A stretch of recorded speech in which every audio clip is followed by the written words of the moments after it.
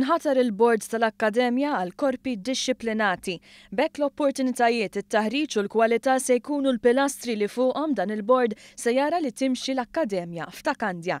Dan intqal waqt l-ewwel laqgħa tal-board immexxi mill-Professur Tanja Mifsud Bonnici li għaliha attenda wkoll il-Ministru Carmelo Abela.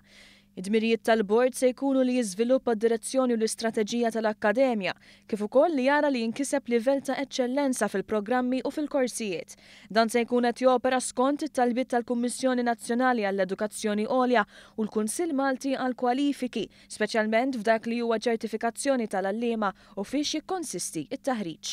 B'ħidma mal-Università u l-MCAS il-ħaddiema kollha li jaħdmu fil-Forzi Armati, il-Gwardjani fil-Faċilità Korrettiva ta' Kordin, dawk tal-Protezzjoni Ċivili u fil-Korp tal-Pulizija ikunu jistgħu jagħtu l-aqwa servizz lill-pubbliku.